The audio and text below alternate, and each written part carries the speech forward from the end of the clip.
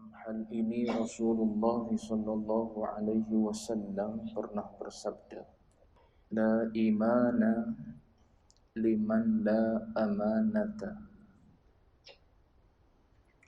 Artinya tidak ada iman, yakni tidak sempurna iman,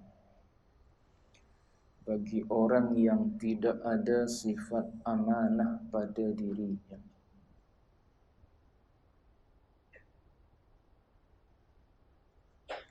Tuan muslimin sedang jemaah yang dirahmati Allah sekalian, alhamdulillah.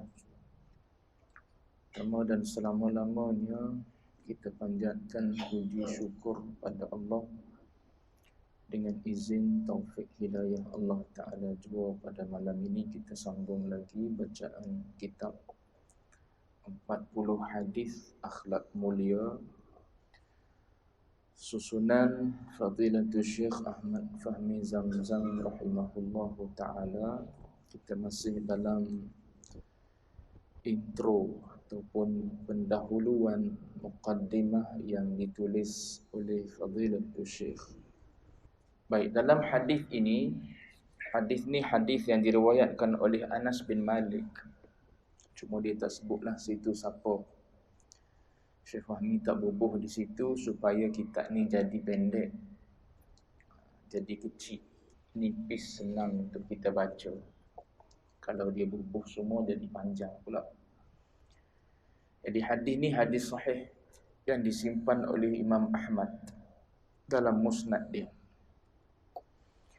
Cuma Fadilatul Syekh Fahmi Zamzam rahimahullahu ta'ala memetik hadis ini sebab di atas tu, perenggan yang atas tu, dia masih berbicara berkenaan dengan akhlak ini adalah buah daripada iman.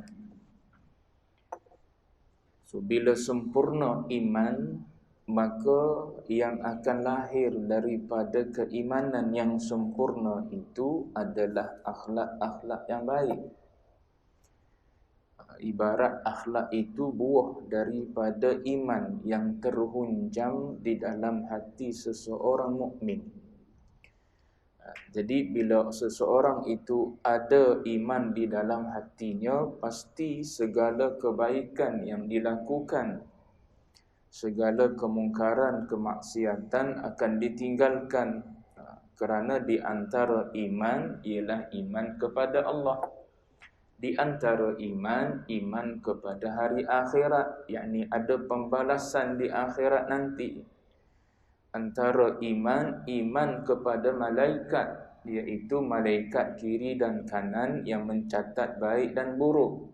Jadi kalau sempurna iman seseorang, maka seseorang mukmin itu tidak akan berani melakukan dosa dan maksiat pada Allah Ta'ala. Sebab kalau dia beriman dengan malaikat pun sudah cukup untuk dia berasa takut melakukan dosa, kerana malaikat kiri dan kanan tidak pernah terpisah pun daripada dia. Kiri dan kanan sentiasa mencatat baik dan buruk. Jadi nak buat sesuatu keburukan tak berani, sebab apa? Akan dicatat oleh malaikat yang menjaga keburukan. Begitu juga kalau kita beriman dengan hari kiamat, selepas daripada mati adanya balasan, maka tak berani nak buat kemaksiatan, tak berani nak buat akhlak-akhlak yang tak baik, sebab akan dibalas semula oleh Allah Ta'ala bila kita meninggal, kita mati nanti. Sebab tu dia kata, akhlak yang baik, akhlak yang mulia ini adalah buah daripada iman yang terhunjam di dalam hati. Kemudian Syekh datangkan hadis berkaitan di antara iman dengan akhlak. Itulah salah satunya yang disebut oleh Nabi dalam hadis ini ialah sifat amanah. Baik. Nabi kata la imana liman la amanata. Nabi kata tidak ada iman. Cuma dalam kurungan tu yang ulama hurai, yakni dengan makna tidak sempurna iman. Kalau sempurna iman, mesti dia akan jadi seorang yang amanah. Tapi kalau dia jadi orang yang tak amanah, maka tak sempurna iman dia. Bukan dia kafir, sebab dia dah mengucap 2 kalimah syahadah, maka seseorang itu bila saja dia mengucap 2 kalimah syahadah, maka dia mukmin. Kita hukumkan dia mukmin. Cuma baki laginya ialah sempurna tak sempurna je iman dia kepada Allah. Iman dia kepada hari akhirat. Menyebabkan masih ada lagi orang mukmin, muslim, mukmin pun abaikan amanah. Khianati amanah yang diberikan kepada dia. Kita pun boleh jadi khianati juga amanah yang Allah Ta'ala amanahkan kepada kita. Apa amanah kita? Taklif. Segala pentaklifan Allah Ta'ala itu di antara amanah yang Allah Ta'ala amanahkan pada kita. Baik. Mana dalil dia? Allah Ta'ala sebut dalam Quran, Inna aradna al-amanata ala samawati wal ardi wal jibal fa abayna an yahmilnaha wa ashfaqna minha wa hamalah al-insan innahu kana zaluman jahula, kata Allah. Ini Allah Ta'ala cerita ni perihal peristiwa sebelum wujud kita di atas muka bumi ni. Allah Ta'ala cerita, Allah Ta'ala pernah tawarkan aradnal amanah, tawarkan amanah. Kalau tuan-tuan baca tafsir, di antara tafsiran ulama kepada perkataan amanah ni ialah ghuslul janabah, mandi junub. Ayat ni Allah Ta'ala tawarkan amanah asalnya pada pada langit, pada bumi, pada bukit bukau. Tapi ulama bila mentafsirkan amanah, ulama kata salah satulah dalam banyak-banyak tafsir tu, ulama sebut situ ghuslul janabah. Adakah langit bumi berjanabah? Adakah bukit bukau berjanabah, berjunub dan sebagainya? Tidaklah. Jadi apa yang kita nak faham daripada huraian ulama terhadap amanah ni? Situlah ulama kata yang dimaksudkan dengan amanah dalam ayat tersebut dengan mandi janabah tu salah satu daripada contoh taklif Allah Ta'ala pada hamba. Salah satu daripada perintah Allah Ta'ala yang wajib hamba junjung, yang wajib atas hamba buat bila dia berada dalam situasi berjunub. Taklif, syariat, perintah daripada Allah Subhanahu Wa Ta'ala bila dia berada dalam keadaan demikian. So dia kena buat macam mana nak mengangkat hadas tersebut. Dengan air ke, dengan tayamum ke, tu tengok pada situasi. Yang penting kamu junjung perintah aku. Bila kamu berada dalam situasi berhadas besar, maka kamu mesti mengangkat hadas besar tersebut. Itu maksud ghuslul janabah, menghuraikan makna amanah. Cuma bila mana Allah Subhanahu Wa Ta'ala tawarkan amanah ini kepada langit bumi, bukit bukau, dari sudut saiz jauh mereka ni lebih besar daripada kita. Langit lebih besar daripada kita berkali-kali ganda. Bumi saja pun lebih besar daripada kita berkali-kali ganda. Bukit bukau yang lebih kecil daripada bumi lebih besar bandingan kita berkali-kali ganda dari sudut fizikalnya.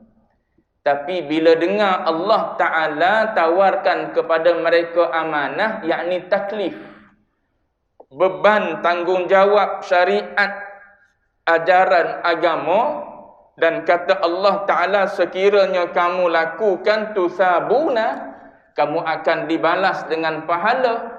Dan bila kamu tak tunai amanah tersebut, tu'aqabuna, kamu akan dihukum oleh Allah Ta'ala nanti. Maka dengar ayat tersebut, langit, bumi, bukit, bukau yang saiznya lebih besar daripada kita tak sanggup nak pikul. Bahkan Allah Ta'ala kata wa ashfaqna minha, mereka takut sangat-sangat nak pikul amanah tu. Nak pikul taklifan daripada Allah Ta'ala tu tak sanggup. Sebab apa? Takut sangat-sangat Bila mana Allah Ta'ala kata kalau buat boleh pahala, kalau tak buat, jawab dia hukuman menunggu. Lepas tu siapa yang sanggup? Sambung dengan ayat tersebut. Wa hamalahal insan. Yang menanggungnya, yang sanggup terima amanah tersebut ialah jenis bangsa manusia. Masuk sekali jin. Masuk sekali jin, walaupun sebut manusia, tapi masuk sekali jin. Wa hamalahal insan, yang sanggup pikul amanah syariat ni adalah manusia. Ni dia panggil waktu tahammul dengan waktul adab. Tu berbeza. Waktu tahammul, waktu nak diamanahkan, sanggup belaka. Tanya siapa? Tuan-tuan pergi tanya wakil-wakil rakyat hari tu. Dia tahu tu bukan tugas kecil. Jaga parlimen ataupun jaga DUN ni bukan tugas kecil, tugas besar. Jaga rakyat ni. Sayyidina Umar pernah sebut kan, kalaulah berlaku dalam pemerintahan aku ni, ayat saya olah, seekor haiwan patah kaki disebabkan oleh jalan yang tak elok, maka dia kata bimbangnya aku akan ditanya di depan Allah Ta'ala nanti. Bila didakwa oleh haiwan ni, mu biarkan lubang ada di tengah jalan, mu tahu ke aku ni tak berakal, tak erti, aku lalu je, lalu kaki masuk dalam lubang tersebut, maka patah kaki aku. Bimbangnya Sayyidina Umar, takut haiwan ni didakwa di depan Allah Ta'ala, aku nak jawab apa pada Allah Ta'ala. Itu dengan haiwan. Haiwan benda hidup, kita lebih daripada haiwan lagi mulianya. Jadi kalau orang tahu tentang amanah yang diberi, maka boleh jadi tak jadi berebut. Pakak tolak, pakak tak nak. Sebab apa? Sebab bimbang nak jawab macam mana di depan Allah di akhirat. Itu kata akhlak timbul disebabkan oleh iman. Bila ada iman, kalau terima sekalipun dalam keadaan berhati-hati. Terima dalam keadaan beringat, nak ambil kau duduk rumah menteri besar ni, contoh tuan-tuan contoh. Sagi tuan-tuan kata saya pro mana-mana pula. Contoh, nak duduk ke tidak rumah menteri besar ni, kan aku duduk kan tak sesuai kan, ataupun apa kan ditanya oleh Allah Ta'ala, mu hidup senang dalam rumah menteri besar, rakyatmu rumah pun tak ada, duduk bawah flyover. Contoh, orang yang ada rasa iman dalam hati dia akan ditanya di depan Allah. Kebimbangan dia boleh jawab, tak boleh jawab, tu kerisauan yang bermain dalam jiwa dia, walaupun dia terima amanah dan jawatan tersebut. Tapi bagi orang yang tak fikir benda tersebut, pandai-pandai lah cari rumah, buat rumah. Takkan aku nak jaga belakang kebajikan rakyat yang ada dalam kawasan ni, luar ni kawasan ni, nak pergi tengok macam mana. Tapi itulah kalau tuan-tuan baca dalam sirah, perangai para sahabat.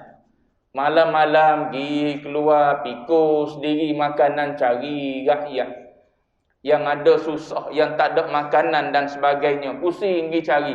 Hari ni sebenarnya lagi senang. Sebab apa? Orang tolong viralkan untuk kita. Orang kawasan tu tolong viral kan, setiap kawasan ada apa? JKKKK ke apa? Dia tolong viralkan. Ni kawasan kita ni, kampung kita ni, ada orang yang rumah pun tak ada ni. Makanan pun tak ada ni. Terus sampai kepada YB lalu. Bahkan sekarang lagi senang, ada grup itu, grup ni, macam-macam grup ada. Lagi senang sebenarnya info nak sampai pada itu. Tu cuma nak sebutnya ialah bukan contoh tersebut. Nak sebutnya ialah bagaimana manusia ni sanggup memikul amanah bila mana mereka tak tahu betapa beratnya amanah tersebut. Tu waktu adab dipanggil. Waktu tahammul, waktu nak pikul tu. Tapi bila waktu adab, bila waktu nak melakukan, nak melaksanakan perintah Allah Ta'ala, maka gagal. gagal daripada melakukan tanggungjawab amanah Allah Subhanahu wa taala, perintah syariat Allah taala pada diri kita. Tu amanah.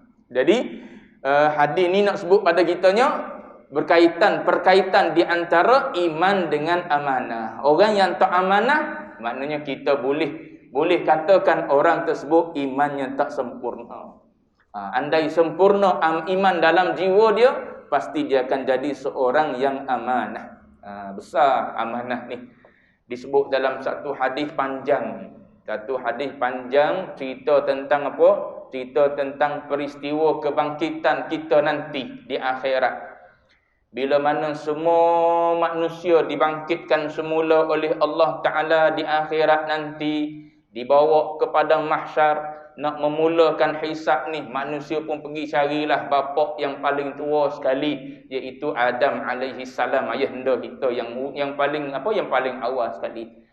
Minta supaya Adam alaihi salam minta dengan Allah Ta'ala, bukakanlah pintu syurga, nak masuk syurga ni. Sebab dah lama duduk sini, kira bicara pun tak lagi, syurga pun tak tahu ke mana lagi. Mintalah dengan Allah Ta'ala bertemu dengan Nabi Adam AS.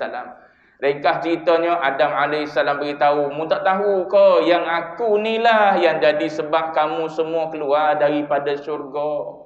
Itu kata Adam AS. Tawaduk dia, merasakan diri dia pernah melakukan salah pada Allah Ta'ala, padahal dosa tersebut lama dah diampunkan oleh Allah Ta'ala, tapi tetap merasakan bersalah. Tidakkah kamu tahu bahawa akulah menyebabkan kamu semua keluar daripada syurga? Sebab kita duduk dalam sulbi Adam AS, dipindahkan daripada sulbi ke sulbi. Kemudian ringkasnya bertemu dengan Nabi Ibrahim. Kata Adam AS, gilah jumpa dengan anak aku Ibrahim, dia Khalilullah. Kemudian Ibrahim tak sanggup lah sekali jumpa dengan Nabi Musa, Nabi Isa. Akhirnya bertemu dengan Nabi kita Muhammad. Saya nak sebutnya ialah selepas Nabi kita minta dengan Allah Ta'ala, maka diberi syafaat oleh baginda Nabi supaya dimulakan hisab, bicara dan sebagainya. Kemudian nak meniti titian sirat, kata Nabi dalam hadis yang panjang ni. Maka Nabi kata Nabi kata al-amanah war-rahim. Dua Nabi sebut. Amanah dan rahim akan berdiri, taqumani, akan berdiri dua-dua ni di sebelah kanan dan di sebelah kiri. Satu duduk belah kanan, satu duduk belah kiri sirat. Satu duduk belah kanan titian, satu lagi duduk belah kiri sisian. Dua-dua tu tujuan dia ialah nak tanya kita tentang amanah, nak tanya kita tentang rahim. Lepas ke tak lepas? Tu amanah. Apa amanah? Syariat yang Allah Ta'ala letak beban atas kita ni. Buat ke tak buat amanah tersebut? Syariat ni jalan ke tak jalan amanah tersebut? Rahim begitu juga. Menghubung silaturrahim ke tidak? Memutuskan silaturrahim ke tidak? Tu duk tunggu di tepi titian sirat. Nabi sebut dalam satu hadis panjang. Nak beritahu amanah ni suatu benda yang besar. Andai manusia tahu, ada iman dalam hati dia, maka dia akan bersifat dengan sifat amanah. Baik. Kita ni masing-masing ada amanah. Kita terhadap diri kita sendiri. Ada syariat yang kita perlu pikul untuk diri kita sendiri. Untuk orang bawah kita, ada amanah juga yang perlu kita laksanakan. Banyak sangat amanah. Kalau kita tilik tengok gak, maknanya duk berbimbang dengan diri masing-masing je. Sempurna tak sempurna amanah yang kita buat. Baik, dengan demikian maka kita mendapati Rasulullah sallallahu alaihi wasallam adalah orang yang paling sempurna imannya. Sebab dia paling sempurna dari sudut melaksanakan amanah. Ini adalah berdasarkan kepada kesempurnaan akhlaknya dan kepribadiannya yang tinggi. Jadi manusia yang paling tinggi tingkatan keimanannya ialah manusia yang paling tinggi akhlak dan budi pekertinya. Sehingga ketika Sayyidatina Aisyah radhiyallahu anha ditanya tentang akhlak Rasulullah sallallahu alaihi wasallam, beliau menjawab, yakni Aisyah menjawab, hadis rawahu Muslim, kata Aisyah, kana khuluquhul Quran.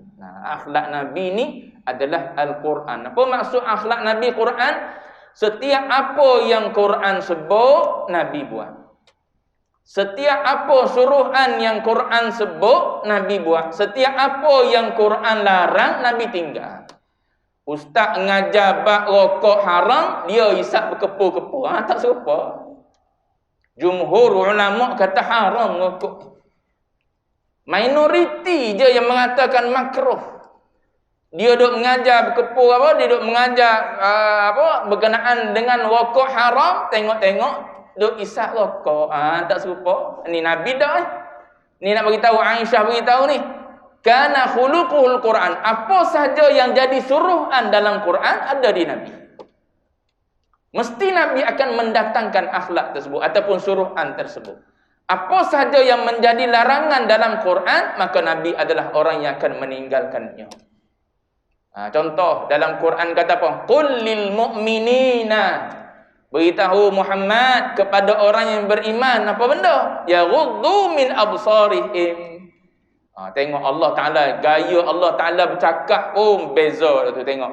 Allah Ta'ala beritahu qul, beritahu wahai Muhammad lil mu'minin, kepada orang-orang yang beriman. Bagi tahu apa?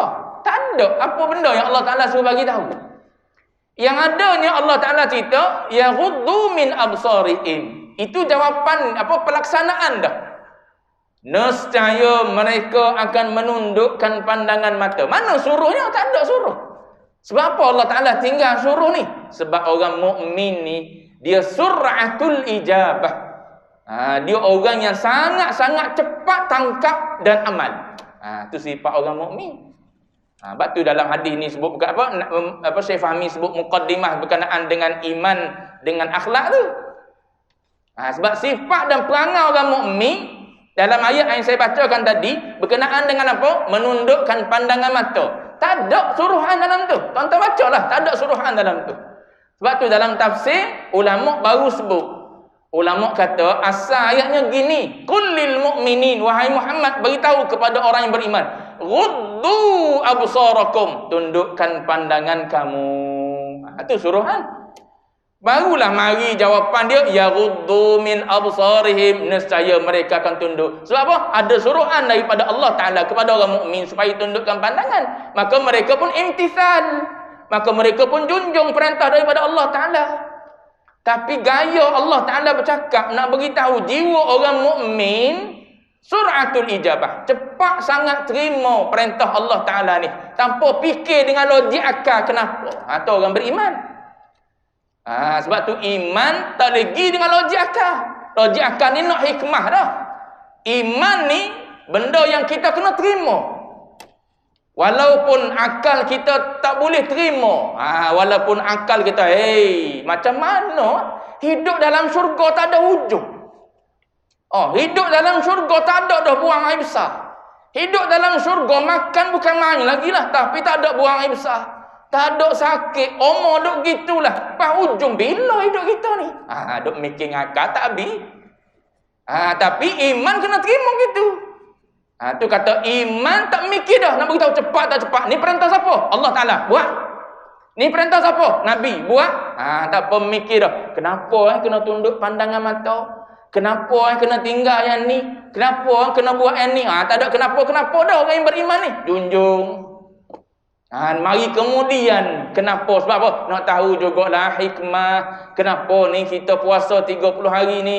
Kenapa ni kita sembahyang 5 kali ni? Kenapa dan kenapa ni Allah Ta'ala suruh ni? Tu mari kemudian. Junjung dulu. Hikmah tu dia mari kemudian dah. Hikmah tujuan dia bukan nak suruh. Dengan sebab hikmah itulah kita buat. Kalau tak ada hikmah kita tak buat. Bukan gitu. Hikmah ni mari nak suruh bertambah-tambah lagi bila kita tahu hikmah. Gini rupanya hikmah.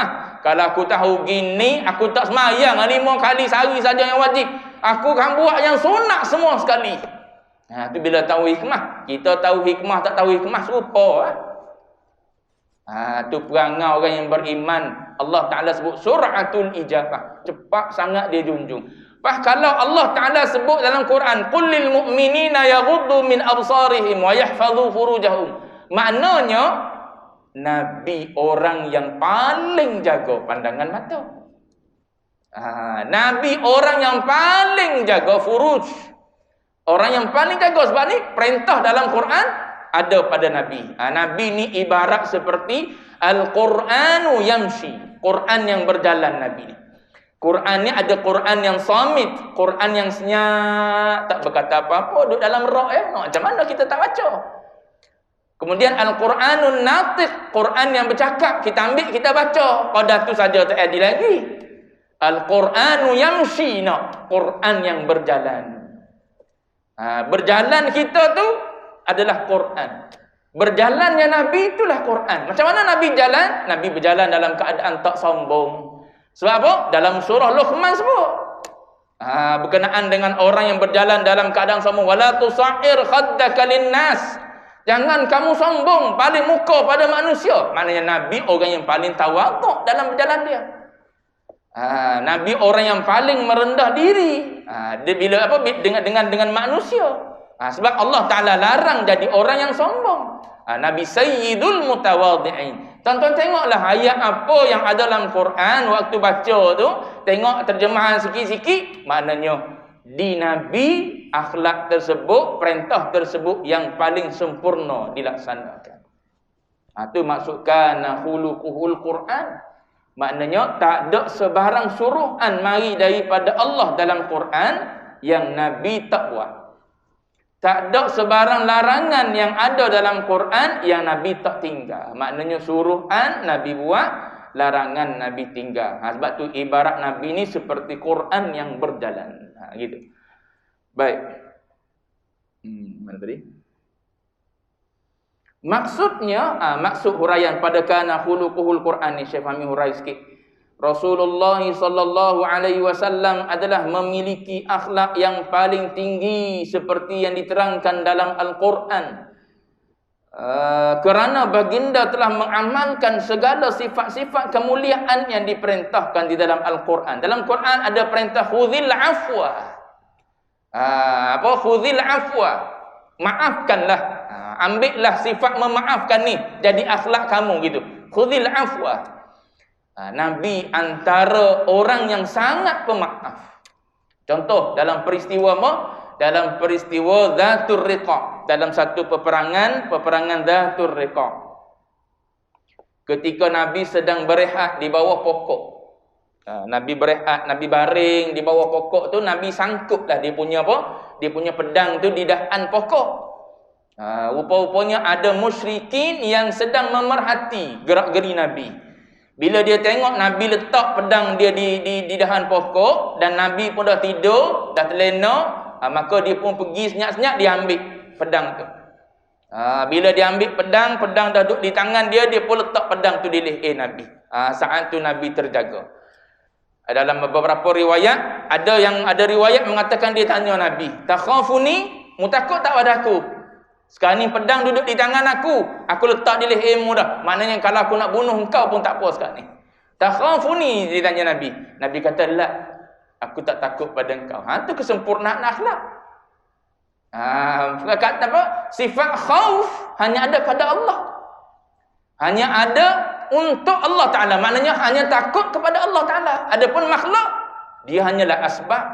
Apa yang berlaku sekalipun pada kita melalui manusia, dia adalah asbab yang diizinkan oleh Allah Ta'ala. Andai Allah Ta'ala tak izin, orang nak melukakan macam mana pun 10 kali tetap tak luka kalau Allah Ta'ala tak izin.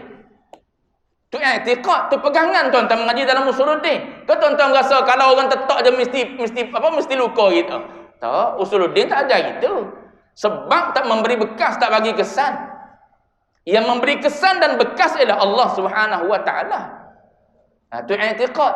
Jadi Nabi kata bila orang tanya dia, "Mu takut pada aku?" Dia kata, "Tak, aku tak takut."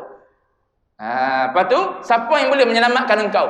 Man yamna'uni man yamna'uni? Siapa yang boleh, man yamna'uka minni? Siapa yang boleh halang engkau, tegah engkau daripada aku sekarang ni? Aku nak buat apa-apa pada engkau, siapa yang boleh halang engkau? Dalam satu riwayat, Nabi sebut Allah sebanyak 3 kali. Nabi sebut Allah, Allah, Allah. Nabi sebut 3 kali. Maka saat tu saqata, jatuh pedang yang ada di tangan musyrik tu. Bila pedang tu jatuh daripada tangan musyrik tu, maka Nabi pun balas balik ambil pedang tu tadi, Nabi pun letak di leher dia. Nabi kata, man yamna'uka minni. Sekarang ni siapa pula yang boleh menghalang engkau daripada aku? Maka dia kata apa? Dia kata, sifat pemaaf yang ada pada engkau. Tahu dia bahawa Nabi ni seorang yang apa? Seorang yang sangat baik akhlak dia. Jadi Nabi pun fakhalla sabilahu, maka Nabi pun biarkan dia. Bukan sebelum tu lagi, Nabi kata, atasyhadu an la ilaha illallah wa anni rasulullah. Nak tak engkau mengucapkan dua kalimah syahadah bahawa Allah Ta'ala hanyalah satu-satunya Tuhan dan aku ni adalah Rasulullah, utusan Allah Ta'ala? Maka jawab musyrik tadi, dia kata, la, tak nak. Bila dia jawab tak nak, Nabi tak paksa. Sebab tu Nabi marah sahabat Nabi yang bunuh dalam peperangan, bunuh seorang yang dah melafazkan kalimah syahadah. Sahabat tu tahu dah dia melafazkan kalimah syahadah ni kerana dia takut dibunuh lah. Maka apa teguran Nabi pada sahabat tu? Nabi kata, asyaqaqta sadrah. Adakah kamu bedah buka dada dia, tengok dalam hati dia pada masa tu dia bersyahadah tu kerana takut pada pedang kau, ataupun betul-betul dia beriman daripada Allah? Mana ada manusia yang pernah bedah dada orang boleh baca? Kalau bedah belah pun tak buka dada kita nak tengok hati, tak tahu benda juga. Yang adanya qalbun zahir lah, qalbun jasmani. Qalbun rohani tak boleh tengok juga. Cuma Nabi ajar pada kita tengok pada zahir je, bukan tengok pada batin. Dah dia bersyahadah, dah terimalah syahadah tersebut. Janganlah kau bunuh dia. Tu Nabi larang sahabat dia. Jadi Nabi bila mana seseorang tu tak nak bersyahadah, Nabi tak paksa. Sebab la ikraha fid din. Tak ada paksaan dalam beragama, kecuali dia dah beragama Islam. Cerita dah dia dah beragama Islam, kemudian dia murtad. Yang tu ada paksaan lah. Disuruh beristitabah, disuruh bertaubat pada Allah Ta'ala. Mazhab kita Syafi'i 3 hari. Kemudian tak bertaubat juga, akhirnya hakim boleh jatuhkan hukuman bunuh. Itu orang yang dah Islam kemudian kembali murtad. Yang ni tak Islam lagi. Bila dia kata tak nak beriman, maka Nabi pun fakhalla sabilahu, hadis tersebut. Maka Nabi pun melepaskan dia pergi. Itu sifat afu yang ada pada Nabi, sifat pemaaf yang paling sempurna ada di Nabi. Tak ada di orang lain yang lebih sempurna, kecuali akhlak tu paling sempurna ada di baginda Nabi. Bila lelaki ni balik semula, dia dah berjanji dengan Rasulullah, aku berjanji dengan engkau, aku tak akan memerangi engkau, dan aku berjanji dengan engkau tak akan bersama dengan orang yang memerangi engkau. Itu janji dia dengan Nabi. Maka Nabi pun fakhalla sabilahu, Nabi lepaskan dia pergi. Bila Nabi lepaskan dia pergi, maka dia pun pergi balik pada kaum dia. Dia kata, jitu, aku datang daripada sebaik-baik manusia. Tu. Aku datang bertemu tadi dengan sebaik-baik manusia. Dia ada peluang nak bunuh, dia tak bunuh. Aku tak nak beriman dengan dia pun, dia tak ada apa-apa kan aku. Dia tak ada ancam aku. Siapa yang kata orang Islam mengancam orang Islam ni bahaya, teroris, memang karut marut sungguhlah idea tu. Duk sebar dalam masyarakat macam tu. Tuan-tuan tengok masa lepas mula-mula pilihan raya. Lepas pilihan raya, masa tu tengah runding. Tengah runding dengan GPS, dengan GRS. GPS dengan GRS ni Sabah Sarawak lah. Waktu tu ada kenyataan dibuat secara live oleh Abang Johari ke? Dibuat secara live. Tuan-tuan tengok komen bawah tu. Komen di bawah tu yang duk naik banyak-banyak tu.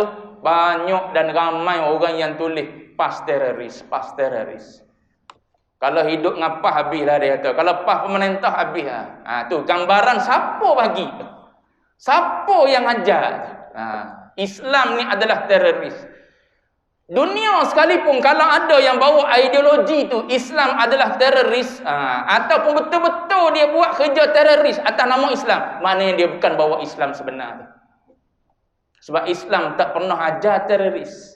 Tak pernah ajar jadi pengganas, tak pernah. Walaupun dia kata ni atas nama Islam ni, aku perjuangan Islam, parti Islam, lepas tu duk bunuh orang. Tu maknanya bukan itu. Nabi lepas gitu, Nabi maafkan, Nabi lepas orang tu balik.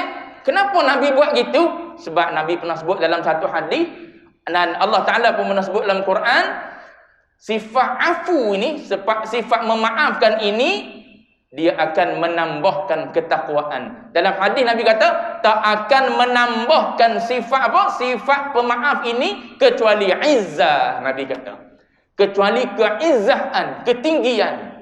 Maka kata ulama sirah melihat daripada perbuatan Nabi ni dengan perkataan Nabi ni tak bertambah melalui sifat maaf tu kecuali izzah, keagungan. Maka dia kata seorang ulil amri, seorang pemerintah. Ni dalam kitab sebut ni, saya tolong baca ya tuan-tuan. Saya tolong baca cerita kat tuan-tuan. Seorang ulil amri, seorang pemerintah, saat dia melihat dengan sifat kepemaafan dia itu boleh menyebabkan orang awam semakin nak kepada kebaikan, maka itu jalan yang terbaik. Bukan maknanya Nabi tak pernah tak memaafkan, Nabi semua memaafkan. Tak, ada juga yang Nabi perintahkan sahabat supaya teruskan perang dan sebagainya. Tapi ada ketika Nabi tengok bila dia balik nanti, dia akan cerita pada kaum dia. Mau mari daripada mana ni? Aku jumpa dengan seorang yang lelaki yang paling baik sekali, tak ada. Saat dia dah boleh bunuh aku tak nak pun beriman pada dia. Dia boleh dah bunuh aku, tapi dia tak bunuh, dia lepas aku pergi itu dia. Maka umat ataupun kaum yang yang bersama dengan lelaki itu boleh jadi satu masa nanti pakat mari berbondong-bondong nak beriman dengan Rasulullah.